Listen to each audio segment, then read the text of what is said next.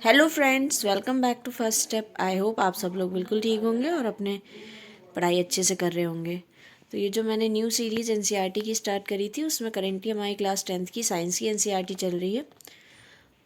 इस समय हम लोग साइंस के 3 चैप्टर्स कंप्लीट कर चुके हैं और उनकी प्लेलिस्ट भी मैंने बना दी है इसी चैनल पे, तो आप वहाँ से जाके सारे वीडियोस को देख सकते हैं। अगर आप चैनल पे न्यू हैं तो इसे सब्सक्राइब करना बिल्कुल मत भूलिएगा और नोटिफिकेशंस को भी ऑन कर लीजिएगा, जिससे आपको कोई भी न्यू वीडियो की अपडेट मिस ना कर पाए। तो हम लोग स्टार्ट करते हैं कार्बन एंड इट्स कंपाउंड अपना। इसकी वीडियोस में डाल चुकी हूँ 2-3 वीडियोस, और उसमें हम लोग इंट्रोडक्शन पार्ट कंप्लीट कर चुके हैं। कार्बन क्यों कोवेलेंट बॉन्ड फॉर्म करता है इसका भी हम लोगों ने सारा कुछ पढ़ लिया था। इसका नेचर मतलब ये ऐसे आयनिक बॉन्ड्स क्यों नहीं फॉर्म करता है, ये सारी चीज़ें हम लोगों ने पढ़ ली थी। फिर हम लोगों ने कोवेलेंट बॉन्ड को पढ़ना भी स्टार्ट कर दिया था। हम लोगों ने 3 टाइप के कोवेलेंट बॉन्ड भी पढ़ लिए थे, सिंगल बॉन्ड, डबल बॉन्ड और ट्रिपल बॉन्ड भी पढ़ लिए थे। और हम लोगों ने इलेक्ट्रॉन डॉट स्ट्रक्चर भी पिछली वीडियोज़ में देख लिया था। और लास्ट वीडियोज़ में हमने आपको बताया था ये एलोट्रोप्स क्या होते हैं। कार्बन के 3 एलोट्रोप्स भी बताए थे, डायमंड, ग्रेफाइट एंड बर्गमिंस्टर फुलरेंस। तो ये तीनों भी आप लोगों को समझ में आ गए होंगे आई होप। और अगर अभी तक आपने वीडियो नहीं देखी है तो पुरानी वीडियो ज़रूर देखिएगा, वरना आपको डाउट्स हो जाएंगे आगे के टॉपिक्स में। इसीलिए कहते हैं ना, केमिस्ट्री में जो भी चीज़ें हों आप स्टार्टिंग से पूरा रीड करते आइए, तो आपको कोई भी इशू नहीं होगा। तो ये मैंने बोला था आप लोगों को सल्फ़र का स्ट्रक्चर बनाने के लिए। आई होप आपने बना लिया होगा, क्योंकि ये बहुत ही स्ट्रक्चर होता है, इसमें सिंगल बॉन्ड ही होते हैं। और यहाँ पे इन्होंने हिंट भी दे रखी हुई है कैसे आपको रिंग फॉर्म में ऐसे करके सल्फर्स को ऐसे सिंगल बॉन्डेड कितने सल्फ़र लेने, 8 सल्फ़र को कनेक्ट करना है। ठीक है, तो आई होप आपने बना लिया होगा। अगर अभी भी डाउट रह गया तो आप इसे एक बार कमेंट सेक्शन में बता दीजिएगा, मैं एक्सप्लेन कर दूँगी। तो आज हम लोग ना कार्बन का कुछ नेचर के बारे में पढ़ते हैं। क्यों कार्बन इतने सारे कंपाउंड्स फॉर्म करता है, ये कैसा है नेचर में, क्यों ये मेनली हमारे आसपास पाए जाने वाली हर चीज़ों में मिल जाता है कार्बन। तो सबसे पहले रीड करते हैं। We have seen the formation of covalent bond by sharing of electron in various elements and compound. We have also seen in the structure of simple carbon compound methane. In the beginning of the chapter, we saw how many things we use contain carbon. In the fact, we ourselves are made up of carbon compound. तो यहाँ पे बता रहे हैं ना आपने अभी covalent bond कैसे फॉर्म होता है शेयरिंग ऑफ इलेक्ट्रॉन से एलिमेंट्स के बीच में, और कैसे वो कंपाउंड का फॉर्मेशन भी करता है। कंपाउंड्स में आप लोग देखेंगे, मैंने मीथेन का स्ट्रक्चर बताया, फिर वाटर का हम लोगों ने पढ़ा था, ऑक्सीजन का मॉलिक्यूल O2 कैसे बनता है, ये सारी चीज़ें हम लोगों ने पढ़ी हैं। और मीथेन जो सबसे छोटा कार्बन कंपाउंड होता है वो भी पढ़ लिया है, CH4। ठीक है, और स्टार्टिंग में जब हम लोग इंट्रोडक्शन वाला पार्ट देख रहे थे तो उसमें हम लोगों ने देखा था कि कैसे हम लोगों के आसपास की इतनी सारी चीज़ों में कार्बन का कंटेंट बहुत ज़्यादा पाया जाता है, और हमारी जो पूरी बॉडी है उसमें भी कार्बन बहुत ज़्यादा अमाउंट में पाया जाता है। अगर हम लोग नॉर्मल जो ग्लूकोज खाते हैं उसमें भी देखेंगे ना तो कार्बन ही पाया जाता है। C6H12O6 जो फोटोसिंथेसिस का रिजल्ट प्रोडक्ट होता है ना ग्लूकोज, तो उसमें भी कार्बन के 6 एटम्स हैं। तो कार्बन मेनली हर चीज़ में पाया जा रहा है। तो भी कह रहे हैं the number of carbon compound whose formula are known to chemist was recently estimated to be in millions. तो जो केमिस्ट ने पता कराया ना, तो मतलब जो कार्बन है वो अपने कितने कंपाउंड्स बना सकता है ना, मतलब मिलियंस ऑफ कंपाउंड्स बना सकता है। This out numbers by the large margin of compounds found by all the other element put together. अगर सारे एलिमेंट्स को एक साथ भी रख देना तो उससे भी बहुत ज़्यादा गुना ज़्यादा है कि कार्बन अकेले कंपाउंड्स बना सकता है। अब ऐसी प्रॉपर्टी सिर्फ कार्बन में ही क्यों है और एलिमेंट्स में ऐसी प्रॉपर्टी क्यों नहीं है? तो अब ये नेचर क्या है कार्बन के, जो कोवेलेंट बॉन्ड फॉर्मेशन है वो कैसे इतने सारे कंपाउंड्स को बनाने देता है, तो इन सारी चीज़ों को, इनके जो मेजर फैक्टर्स हैं क्यों ऐसा कोवेलेंट बॉन्ड होता है जो ईजिली फॉर्म हो जाता है, इन सब चीज़ों को हम लोग पढ़ेंगे। तो सबसे पहला यहाँ पे जो पॉइंट बताया गया है वो है Carbon has a unique ability to form bonds with other atom of carbon, giving rise to large molecules, and this property is called catenation. तो एक तो सबसे यूनिक प्रॉपर्टी क्या है कि कार्बन जो होता है दूसरे कार्बन के साथ एटम्स के, मतलब जो एटम होते हैं कार्बन के, वो दूसरे कार्बन एटम के साथ अपने क्या इलेक्ट्रॉन को शेयर करके ना बहुत लंबी चेन बना सकते हैं। मतलब एक कार्बन दूसरे कार्बन से जुड़ के बहुत ही ज़्यादा लंबी चेन बना सकता है। तो ये जो बॉन्ड्स होते हैं ये कोवेलेंट बॉन्ड होते हैं और ये आपस में किसके बीच में बन रहे हैं, दो कार्बन एटम के बीच में। तो ये बहुत लंबा चेन स्ट्रक्चर बना सकता है, इसीलिए ना इसको कहते हैं, इस प्रॉपर्टी को कहते हैं जो कार्बन आपस में मतलब बॉन्ड फॉर्मेशन कर लेता है दूसरे कार्बन एटम के साथ, उसको कहते हैं कैटिनेशन। ठीक है, तो आप लोग याद रखिएगा कि the carbon has a unique ability to form bonds with other atoms of carbon giving rise to large molecule, and this property is called catenation, and these compounds may have long chains of carbon। तो ये बता रहे हैं कि इन जो compounds बनाते हैं ना कार्बन कंपाउंड, उसमें कार्बन की कि मतलब आपस में कार्बन कार्बन के बीच में जो बॉन्ड्स होते हैं बहुत लंबी चेन हो जाती है कार्बन की।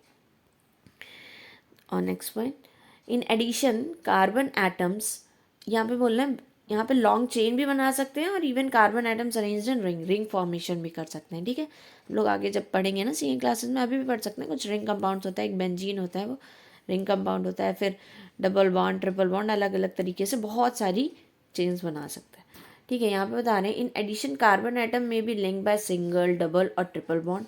Compounds of carbon which are link by only single bonds of between the carbon atom are called saturated compounds, and compounds of carbon having double and triple bonded bonds between their carbon are called unsaturated compound। ये बहुत simple सी बात है, इसको बस आपको याद में रखना है। कभी भी दिया होता है कि यहाँ पे सैचुरेटेड कंपाउंड बनेगा या अनसैचुरेटेड कंपाउंड बनेगा, उसमें कुछ भी आपको ध्यान नहीं देना, बस सिंगल सी बात ये रखनी है कि कार्बन कार्बन के बीच में जो आपको बॉन्ड नज़र आएगा सैचुरेटेड कंपाउंड में वो कैसा होगा, वो सिंगल बॉन्ड होगा, कि मतलब वहाँ पे दो इलेक्ट्रॉन की शेयरिंग हो रही होगी। बट अगर कभी भी अनसैचुरेटेड कंपाउंड की बात करी जा रही है तो वहाँ पे कार्बन और कार्बन के बीच में कैसे बॉन्ड्स पाए जाएंगे, डबल बॉन्ड पाए जाएंगे। ठीक है, यहाँ पे कार्बन और कार्बन के बीच की बात हो रही है। दूसरा, नो अदर एलिमेंट, यहाँ पे बताया गया no other element exhibit the property of catenation to extend seen in the carbon compound. जैसे सिलिकन है, सिलिकन जैसे जो कार्बन की उसमें आता है ना, जब उसका पीरियड होता है कार्बन के, उस पीरियड में अगर आप कहेंगे जैसे क्या होता है पीरियोडिक टेबल में हम लोग पढ़ते हैं ना, जितने जो पीरियड होता है जो भी ग्रुप होता है ना, वो उस वाले एलिमेंट का अगर टॉप मोस्ट एलिमेंट की कुछ प्रॉपर्टी होती है तो सारे सिमिलर प्रॉपर्टी शो करते हैं थोड़ा। तो जैसे कार्बन है, सिलिकन है, उसी ग्रुप में आता है, तो वहाँ पे ये कह रहे हैं उतना कैटिनेशन प्रॉपर्टी सिलिकन नहीं दिखा पाता है जितना कि कार्बन दिखा देता है। सिलिकन बनाता है, चेन बनाता है, बट उतना ज़्यादा लॉन्ग चेन फॉर्मेशन नहीं कर सकता जितना ज़्यादा लॉन्ग कार्बन कर सकता है। तो silicon forms compound with hydrogen which have chains up to 7 or 8 atom, but these compounds are very reactive and the carbon carbon bond is very strong and hence stable, and this give us a large number of compound with many carbon atom linked to each other। मैंने आपको बताया था ना chemistry में ना reaction क्यों होती है, कंपाउंड्स क्यों बनते हैं, क्या होता है ना, एटम्स को मतलब जो भी मॉलिक्यूल होता है उसको स्टेबिलिटी गेन करनी होती है। तो जैसे सिलिकन है, सिलिकन लॉन्ग चेन तो फॉर्म कर लेता है आपस में बॉन्ड्स बना के कोवेलेंट, बट क्या होता है ना वो इतना ज़्यादा स्टेबल नहीं होता है, वो बहुत रिएक्टिव होता है, तो इसलिए वो क्या होता है फिर से ब्रेक हो जाती है उसकी चेन। बट जो कार्बन कार्बन के बीच में कोवेलेंट बॉन्ड बन रहा है ना, वो स्ट्रॉन्ग बॉन्ड होता है और वो स्टेबल कंपाउंड भी बनाता है, इसलिए वो हाईली रिएक्टिव नहीं होता, और वो इसी कारण कार्बन के बहुत सारे कंपाउंड्स पाए जाते हैं हमारे आसपास। ठीक है, दूसरी अब हम बात करते हैं, दूसरा क्या फैक्टर बताया गया है, यहाँ पे बताया since the carbon has the valency of 4 it is capable of bonding with 4 other atom of a carbon or atoms of some other monovalent element. जैसे कार्बन की जो वैलेंसी होती है वो कैसी होती है, 4 वैलेंसी होती है, मतलब टेट्रावैलेंट होता है, मतलब वो 4 अलग अलग एटम्स के साथ रिएक्ट कर सकता है, उनसे इलेक्ट्रॉन की शेयरिंग करवा सकता है। ठीक है, मोनोवेलेंट का मतलब है जिनकी वैलेंसी कैसी होती है, सिंगल होती है। अगर कार्बन हाइड्रोजन के साथ ऐसे बॉन्ड फॉर्म कर रहा था तो यहाँ पे जो हाइड्रोजन है वो मोनोवेलेंट एलिमेंट है, क्योंकि उसकी वैलेंस इलेक्ट्रॉन में सिंगल इलेक्ट्रॉन प्रेजेंट है। ठीक है, तो और दूसरा, compounds of carbon are found with oxygen, hydrogen, nitrogen, sulphur, chlorine and many other elements giving rise to compound with specific properties which depends on the element and other than carbon present in the molecule. तो यहाँ पे बता रहे हैं कि carbon देखो खुद के साथ तो बॉन्ड का फॉर्मेशन करता है, साथ में कार्बन ऑक्सीजन के साथ, हाइड्रोजन के साथ, नाइट्रोजन के साथ, सल्फर, क्लोरीन, ऐसे और बहुत से एलिमेंट हैं जिनके साथ बॉन्ड का फॉर्मेशन करता है, और जिस हिसाब से बॉन्ड का फॉर्मेशन कर रहा है जिस अलग एलिमेंट के साथ, उसके अकॉर्डिंग कार्बन कंपाउंड जो बन रहा है उसकी कुछ स्पेसिफिक प्रॉपर्टी भी हो जाती है। कार्बन के अलावा कोई और एलिमेंट जो उस कंपाउंड में प्रेजेंट है उससे उस कंपाउंड का जो नेचर होता है वो कुछ स्पेसिफिक हो जाता है, उसके कारण वो डिफरेंट प्रॉपर्टी शो करता है। क्या? सिंगल एलिमेंट जो चेंज आ जाता है कार्बन कंपाउंड में। ठीक है, दूसरी बात यहाँ पे जो बताई गई है, again the bonds that carbon form with most other elements are very strong, making these compounds exceptionally stable. And one reason for the formation of strong bond by the carbon is its small size. This enables the nucleus to hold on to the shared pair of electrons strongly, and the bonds formed by the element having bigger atoms are much weaker. तो यहाँ पे बता रहे हैं, देखिए carbon अपने साथ, carbon atom के साथ जो बॉन्ड फॉर्म करता है वो तो स्टेबल होता ही है, वो बहुत स्ट्रांग बॉन्ड भी होता है। ठीक है, लेकिन जो कार्बन है जो और एलिमेंट्स के साथ भी रिएक्ट करके बॉन्ड फॉर्मेशन करता है, जो इलेक्ट्रॉन की शेयरिंग करके, वो भी बहुत स्ट्रांग बॉन्ड्स होते हैं, और जो कंपाउंड होता है ना ओवरऑल बहुत ज़्यादा स्टेबल होता है। अब कोई भी चीज़ स्टेबल होगी ना तभी तो वो अच्छे से एग्जिस्ट कर पाएगी ना। अगर वो रिएक्टिव होगी तो किसी और के साथ रिएक्ट करके बॉन्ड तोड़ के कुछ ना कुछ और बना लेगी। बट जो कंपाउंड स्टेबल होते हैं ना तभी तो वो ज़्यादा एग्जिस्ट करते हैं ना, उनके पास इतनी ज़्यादा एनर्जी भी नहीं होती कि वो कुछ और फॉर्म कर लें। तो जब वो स्टेबल हो जाते हैं ना तो वो ईजिली बहुत ज़्यादा अमाउंट में पाए जाते हैं। दूसरी चीज़, क्यों कार्बन अच्छे से स्ट्रॉन्ग बॉन्ड फॉर्मेशन कर लेता है? कार्बन का जो स्ट्रक्चर होता है ना वो छोटा होता है, थोड़ा सा साइज जो होता है उसका छोटा होता है कार्बन एलिमेंट। ठीक है, इसके कारण ना वो जल्दी से किसी भी चीज़ के साथ, किसी भी अदर एलिमेंट के साथ बॉन्ड फॉर्म कर लेता है, और इलेक्ट्रॉन को शेयर करके जो उसका न्यूक्लियस होता है ना वो शेयर्ड पेयर ऑफ इलेक्ट्रॉन को भी स्ट्रांगली होल्ड कर पाता है। ठीक है, इसी कारण जो बॉन्ड्स बनते हैं वो स्ट्रांग होते हैं। कभी कभी क्या होता है, एलिमेंट्स कार्बन से बड़े साइज़ के जो एलिमेंट्स होते हैं उनके साथ भी बना लेता है, जैसे ऑक्सीजन है वो उससे बड़े साइज़ में है बट उसके साथ भी ईजिली बना लेता है। बट हम और एलिमेंट्स की बात करें जो बहुत बड़े साइज़ में होता है, वो बॉन्ड का, इतने स्ट्रांग बॉन्ड का फॉर्मेशन नहीं कर पाते हैं, उनके जो बॉन्ड्स होते हैं वो वीक होते हैं। ठीक है, अब ये कार्बन के जो कुछ प्रॉपर्टीज़ हैं जिसके कारण इसके बहुत सारे कंपाउंड फॉर्म मतलब पाए जाते हैं। जैसे सबसे पहले अगर पूछा जाए कि why does so many carbon compound exist in our atmosphere, तो हम लोग, या फिर कह सकते हैं इन अवर सराउंडिंग, तो हम लोग लिख सकते हैं the following reasons can be that it shows the catenation property which can form a long chain of carbon and it is also stable in nature. दूसरा आप कह सकते हैं ये क्या करता है, इसका जो स्मॉल साइज होता है इसके कारण ये स्ट्रॉन्ग बॉन्ड का फॉर्मेशन भी कर सकता है। 2 पॉइंट्स बहुत अच्छे से आपको अभी याद हो गए होंगे जो मैंने आपको अभी एक्सप्लेन करा, और अगर आप एक बार इसको और रीड करेंगे तो आपको अच्छे से क्लियर हो जाएगा पूरा ये जो भी नेचर है कार्बन का। नेक्स्ट यहाँ पे क्या बताया गया है उसको रीड करते हैं। अच्छा, ये तो आपका टॉपिक कंप्लीट हो गया कि नेचर ऑफ द कार्बन। यहाँ पे ऑर्गेनिक कंपाउंड के बारे में बताया गया, चलो उसको रीड कर लेते हैं। The two characteristic feature seen in carbon that it is tetravalence and catenation, मतलब 4 वैलेंसी होती है और कैटिनेशन होती है। ये देखिए यहाँ पे बताया गया है, put together give rise to a large number of compound, इसी कारण कार्बन के बहुत सारे कंपाउंड्स पाए जा रहे हैं। दूसरा, many have same non carbon atom, many have the same non-carbon atom and group of atom attached to different carbon chain. These compounds were initially extracted from the natural substances, and it was thought that these carbon compounds or organic compound could only be formed within the living system.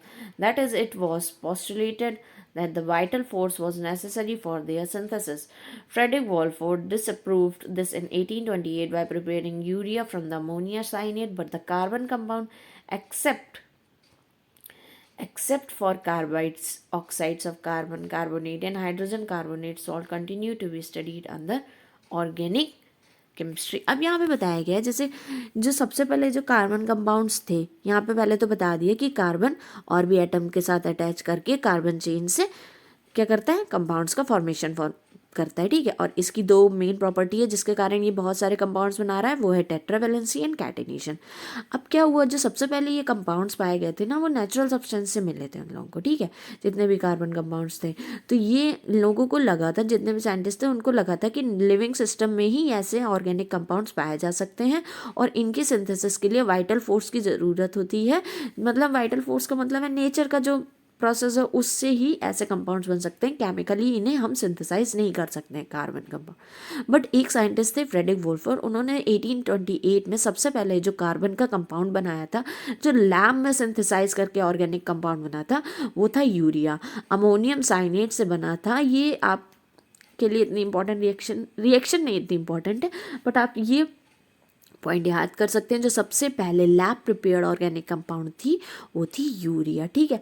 But कुछ compounds हैं जैसे कि carbon के उसमें, but carbon compounds हैं कुछ, जैसे carbides हैं, ऑक्साइड्स ऑफ कार्बन है, कार्बोनेट है, हाइड्रोजन कार्बोनेट है, सॉल्ट्स हैं, ये इनके में ना वो कोवेलेंट बॉन्ड नहीं पाया जाता है, बट फिर भी इनको हम लोग ऑर्गेनिक केमिस्ट्री में ही पढ़ते हैं, ठीक है। तो ये चीज़ आपको समझ में आ गया, ये एक्स्ट्रा नॉलेज के लिए आपके हो जाता है। तो आज के लिए ना हम लोग इतना ही रीड करते हैं। हम लोगों ने नेचर पढ़ा कार्बन का, आई होप आपको सारा कुछ समझ में आ गया होगा। और नेक्स्ट क्लास में हम लोग सैचुरेटेड कार्बन, अनसैचुरेटेड कार्बन्स को स्टार्ट कर देंगे।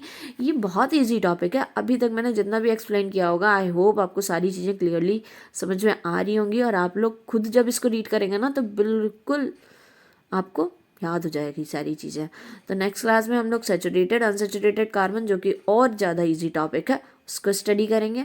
और अगर आपको वीडियो पसंद आ रही हो तो आप इसे लाइक ज़रूर करिएगा, और इसे अपने फ्रेंड्स के साथ भी शेयर करिएगा, जिससे उनके भी जो भी ऑर्गेनिक केमिस्ट्री का जो डर होता है ना बिल्कुल उनके दिमाग से निकल जाए, ठीक है।